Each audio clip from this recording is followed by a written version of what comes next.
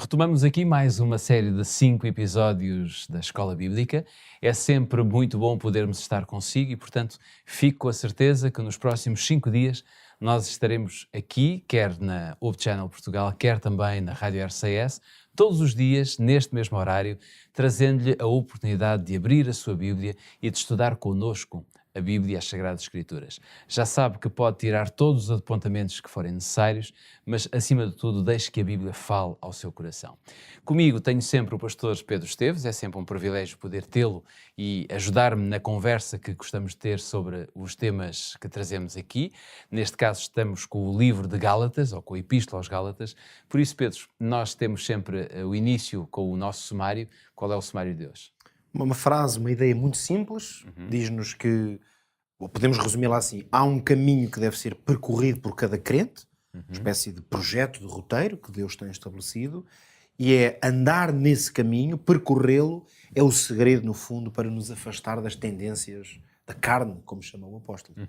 Vamos tentar percorrer esse caminho, vamos tentar descobrir, no fundo, o que podemos achar nesse caminho, mas antes convido a si a abrir a sua Bíblia, ainda no capítulo 5, nós vamos entrar agora, digamos, na segunda parte deste capítulo 5, e, portanto, no capítulo 5, versículo 16, nós encontramos esta passagem. Leia comigo. Digo, porém, andai em espírito e não cumprireis a concupiscência da carne. Esta é uma passagem que Paulo escreveu no capítulo 5, versículo 16. Pedro, como é que se pode andar no Espírito? O que é que nós podemos tirar? Que tipo de conceito é que é andar a ver? O que é que tem a ver o andar com a vida de fé? Assim é que é. Sim, esta expressão andar no espírito, claro, é um verbo ativo, não é? Que com certeza permite-nos tirar algumas imagens. Não é com certeza apenas uma descrição física, mas é interessante que já no Antigo Testamento a expressão andar, ela aparece diversas vezes, associada a um ou dois termos. Andar funciona como uma espécie de metáfora para a maneira como uma pessoa se deve comportar. Portanto, se quisermos, andar é o equivalente à conduta da pessoa. Okay. Por isso, Paulo vai várias vezes usar esta expressão também, aqui a Gálatas 5 é uma delas, em que, no fundo, quando ele diz andar no Espírito, está a referir-se a uma característica da vida cristã. É nesse sentido que a nossa vida de fé é traduzida aqui pela ideia de andar. Nós, aliás, talvez fosse interessante analisarmos aqui, pelo menos esta... não é necessário entrar em grande detalhe, mas perceber que a expressão que o apóstolo está a usar, uma pequena palavra grega, peripateu, está ali em português, para, claro, termos, pelo menos, percebermos a sonoridade dela, é mais isso o interesse. Agora, em termos do seu sentido, olhando um pouco mais para a raiz e aquilo que a língua original por vezes consegue ajudar-nos a perceber um pouco mais a profundidade, literalmente esta expressão pode ser traduzida por seguir. Mas há um dado mais curioso ainda, é que aquele radical pateo, que é no fundo a raiz, literalmente significa pisar com força. Ou seja, calcar. Ter os pés bem firmes. O sentido desta expressão, desta raiz, que aparece depois em diferentes contextos, é o que, por exemplo, uma marca que fica no caminho, lá está porque alguém a pisou e deixou essa pegada, é precisamente dada por esta pegadas situação. bem vincadas. Então nós ficamos com esta ideia de que o conceito de andar é trilhar um caminho. Não é? Portanto, é seguir uma indicação.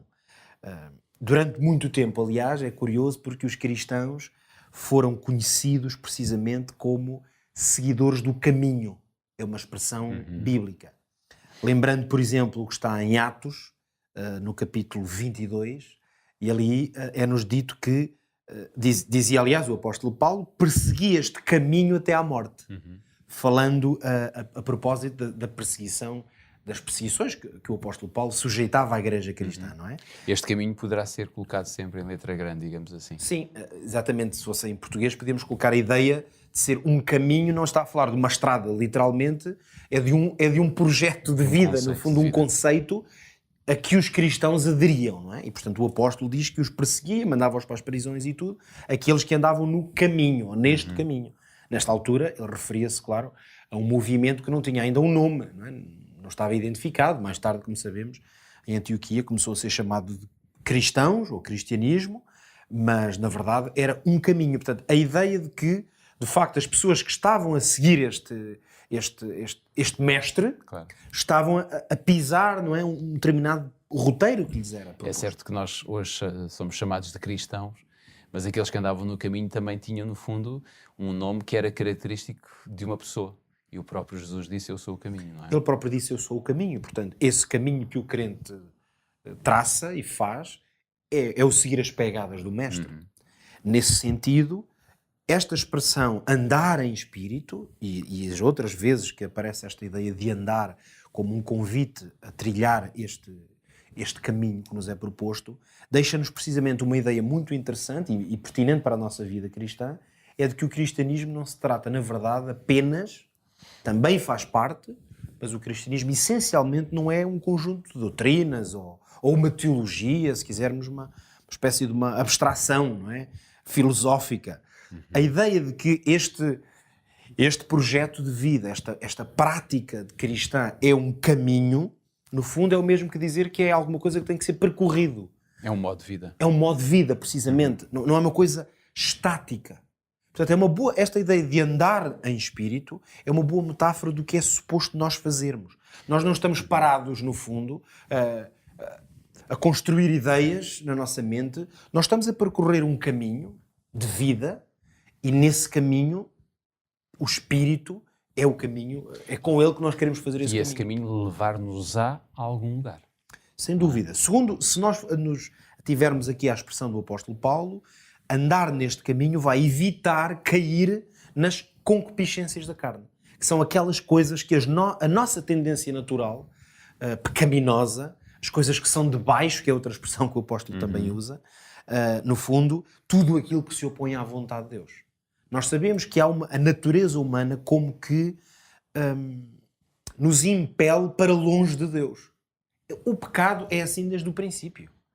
O primeiro pecado caracterizou-se precisamente por essa condição de se afastar da presença de Deus, tanto que quando Deus vem à procura do primeiro homem e da mulher, lembremos-nos que eles esconderam-se.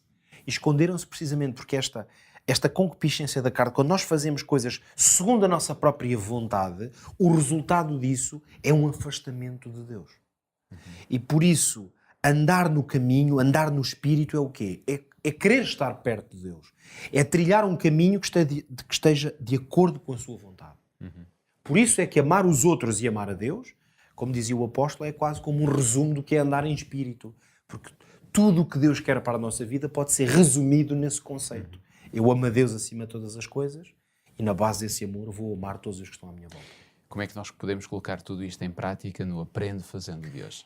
Bom, o conceito aqui é muito simples. Se a fé pode ser vista como um caminho, então eu diria que o que cabe a cada um de nós fazer é meditar se temos andado de forma consistente e coerente nesse caminho. Talvez hoje cada um de nós pudesse perguntar-se se estamos ou não a seguir esse caminho. Se alguém estiver atrás de nós e observar a nossa vida, vai encontrar pegadas, marcas que vamos deixar da nossa passagem que conduzam as pessoas à presença de Deus? Essa reflexão, se calhar vamos nos momentos achar que sim, noutros que não, mas pode ser útil em termos práticos para nos ajudar a perceber se estamos a andar no Espírito, como o apóstolo nos convida. Fica então a pergunta, quem é que tem seguido? Quem é que nós temos seguido? Que esta possa ser uma reflexão para o dia de hoje, porque amanhã continuaremos a tratar sobre este assunto, continuaremos no livro de Gálatas a descobrir tudo aquilo que Paulo deixou para os Gálatas na altura, mas que serve para nós hoje. Fica então encontro marcado no nosso próximo episódio, quer no Hope Channel, quer também na Rádio RCS, e se não conseguir estar connosco nestes dois formatos de comunicação, então poderá encontrar-nos nas redes sociais, portanto do Hope Channel e também da Rádio RCS. Está tudo dito por hoje, nós voltamos amanhã. Até lá.